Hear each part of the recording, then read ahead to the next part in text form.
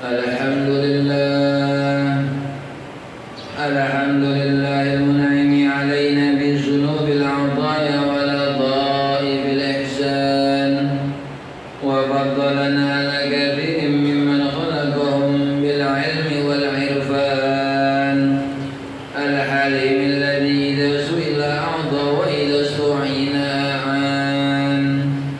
Ashhadu an la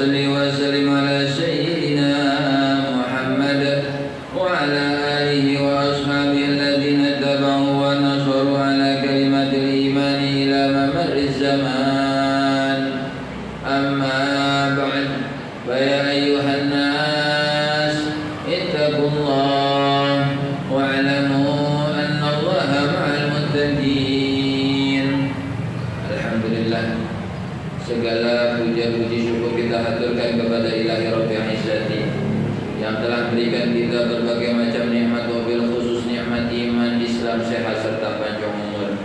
Dan karena perantara nikmatnya lah di hari yang mulia ini, di hari yang penuh keberkahan ini, kita sama-sama diberi kekuatan oleh Allah Subhanahu wa taala, sama-sama ditakdirkan oleh Allah Subhanahu wa taala untuk sama-sama hadir di dalam melaksanakan sholat Jumat berjamaah. Mudah-mudahan langkah-langkah yang kita langkahkan dari rumah-rumah kita masing-masing menuju tempat mulia ini untuk melaksanakan sholat Jumat berjamaah dicatat oleh Allah Subhanahu wa taala sebagai amal yang diridhai olehnya.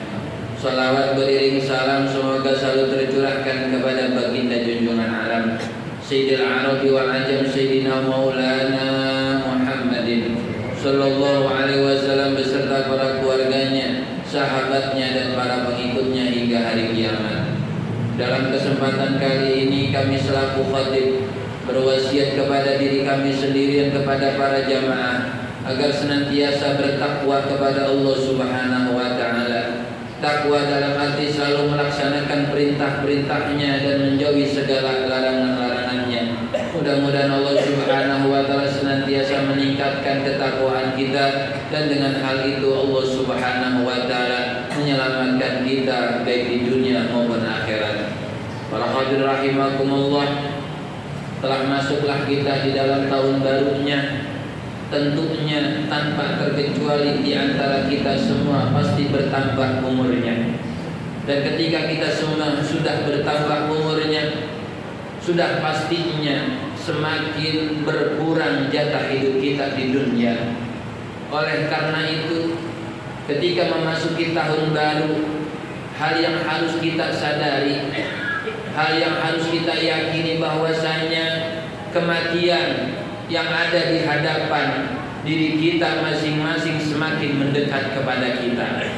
Tentunya kita selaku manusia, terlebih kita beriman kepada Allah Subhanahu wa taala, harus sering-sering mempersiapkan, harus banyak menyiapkan bekal-bekal kita nanti, baik di alam barzahnya ataupun nanti di alam akhiratnya. Karena dengan bekal-bekal tersebutlah yang nanti akan membahagiakan kita di sana dan juga menyelamatkan kita di sana. Sesehat apapun kita, sekuat apapun kita, setinggi apapun jabatan kita, sebanyak apapun harta kita, semua di antara kita pasti yang namanya mengalami kematian.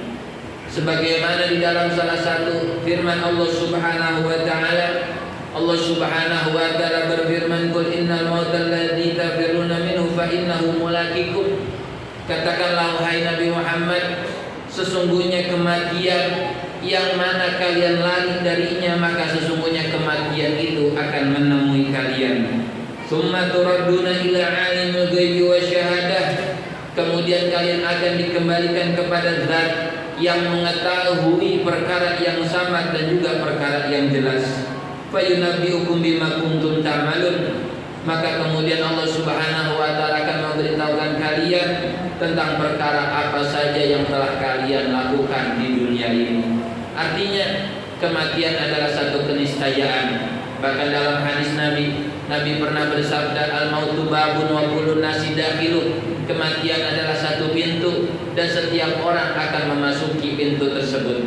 Oleh karena itu bukan masalah kematiannya yang harus kita pikirkan, tapi bagaimana proses kita menghadapi kematian. Apakah berada dalam keadaan husnul khatimah atau sebaliknya dalam keadaan sul khatimah. Para hadirin rahimakumullah. Dan kemudian sebagai penyemangat kita bahwasanya setiap harinya tempat yang akan kita tempati nanti, yaitu pemakaman kita masing-masing, pada hakikatnya setiap hari memanggil-manggil kita. Karena dalam satu riwayat dikatakan innal qabra yunadi kulla yawmin khamsa marrat. Sesungguhnya makam atau kuburan yang akan kita tempati setiap harinya memanggil-manggil kita dengan 5 kali panggilan. Yaqulu, yang mana tempat yang akan kita tempati tersebut berkata, ana baitul wahdah faj'al laka mu'nisan qira'atal Qur'an. Aku adalah tempat kesendirian, maka jadikanlah sesuatu yang akan menghibur engkau. Maka jadikanlah sesuatu yang akan membahagiakan engkau di dalam tempatku nanti dengan selalu membaca Al-Qur'an. Tentunya baca Al-Quran tersebut bukan hanya sekedar membaca, tapi juga sesuai dengan ilmu yang ada. Karena memang di dalam hadis Nabi pernah bersabda, iqra'ul Qur'an fa innahu ya'ti yaumal qiyamah li ashabi.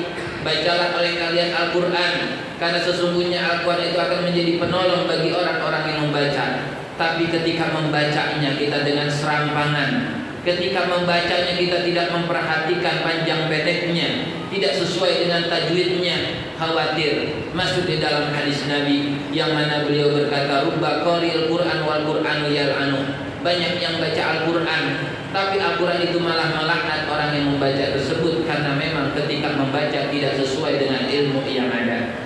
Selanjutnya yang kedua, dia berkata, wa anna baitu dzulmah fanawwirni fi sholatil lail. Aku adalah rumah yang penuh dengan kegelapan, maka terangilah tempatku dengan selalu melaksanakan sholat di malam hari.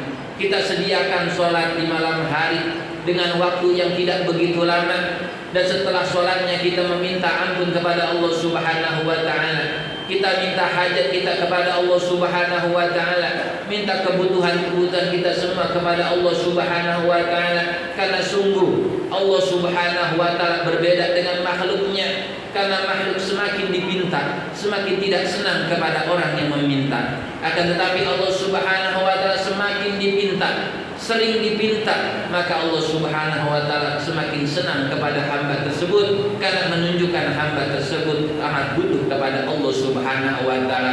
Bahkan bagi mereka yang tidak pernah berdoa kepada Allah Subhanahu wa ta'ala, tidak pernah bermunajat kepada Allah Subhanahu wa ta'ala, khawatir masuk di dalam hadis qudsinya Allah Subhanahu wa ta'ala berfirman, man lam yad'uni aghdab alaih. Barang siapa yang tidak berdoa kepada aku, tidak memohon kepada aku, maka aku akan murka kepada dirinya. Para hadirin rahimakumullah. Selanjutnya, tempat yang akan kita tempati itu setiap harinya berkata yang ketiga kalinya, wa ana baitut turab fahmilil firasha wa huwa al-amalu sholih. Aku adalah tempatnya tanah, penuh dengan dinginnya, penuh dengan pengepannya, dan bawalah alas tidurmu nanti di dalam tempatku dengan selalu melaksanakan amal soleh, baik sholatnya, puasanya, zakatnya, hajinya, umrohnya, membaca Qur'annya, ataupun amal-amal soleh yang lain. Dan ketika kita sudah diberi taufik oleh Allah Subhanahu wa ta'ala untuk mengamalkan amal soleh, sudah istiqomah di dalam mengamalkan amal soleh, maka jagalah pahala amal soleh tersebut dengan tidak mengumbar, dengan tidak menceritakan amal-amal soleh kita kepada orang lain, dengan tidak bangga terhadap amal-amal soleh kita kepada orang lain, dengan tidak riya terhadap orang lain akan amal-amal soleh kita. Karena khawatir ketika kita sudah melaksanakan banyak ibadahnya, ketika kita sudah banyak melaksanakan amal solehnya, akan tetapi ketika didasari dengan riya, ketika didasari dengan ujub, ketika didasari dengan sum'ah, maka amal-amal ibadah kita semua dihapus oleh Allah Subhanahu wa taala dari pahalanya, karena memang salah satu syarat diterimanya amal ibadah kita untuk selalu mengikhlaskan apapun yang kita amalkan semata-mata hanya untuk Allah Subhanahu wa taala, semata-mata hanya untuk mencari ridhonya Allah Subhanahu wa taala. Selanjutnya yang keempat, wa ana baitul afa'i fahmil tiryaqa wa huwa bismillahirrahmanirrahim wa ikhraqid dumu'i. Dan aku adalah tempat sarangnya ular, maka bawalah penawar ular tersebut agar tidak ada ular di dalam tempatku, dengan selalu membaca bismillahirrahmanirrahim, dan juga sering untuk menangisi terhadap kesalahan-kesalahan yang kita miliki di dunia, sering menangisi terhadap maksiat-maksiat yang sering kita lakukan. Ketika kita introspeksi diri, ketika kita bermuhasabah diri, kapan terakhir kita menangisi dosa kita? Kapan kita menangisi kesalahan-kesalahan kita? Bahkan banyak di antara kita menangis karena kehilangan saudara kita, karena kehilangan kekasih kita, karena kehilangan harta kita, karena kehilangan kesempatan kita. Amat sangat jarang kita menangisi kesalahan-kesalahan kita, kita menangisi dosa-dosa kita, kita menangisi atas maksiat kita yang kita lakukan terhadap Allah Subhanahu wa taala. Oleh karena itu, dengan adanya perkumpulan Jumat seperti ini, dengan mengadakan sholat Jumat seperti ini dijadikan oleh kita sebagai cas agar sampai Jumat ke depan selalu terus istiqomah, terus menangisi kesalahan-kesalahan yang ada pada diri kita, dan terus berusaha untuk selalu baik dalam setiap harinya, agar ketika nanti ajal menyebut kita dalam keadaan tersenyum dan orang-orang yang ada di sekitar kita itu dalam keadaan menangis. Dan yang terakhir, tempat yang akan menjadi tempat peristian kita pun berkata, wa ana baitu su'ali munkarin wa nakir. Aku adalah tempat pertanyaannya malaikat munkar dan nakir. Fakfir ala dhahri qaula la ilaha illallah.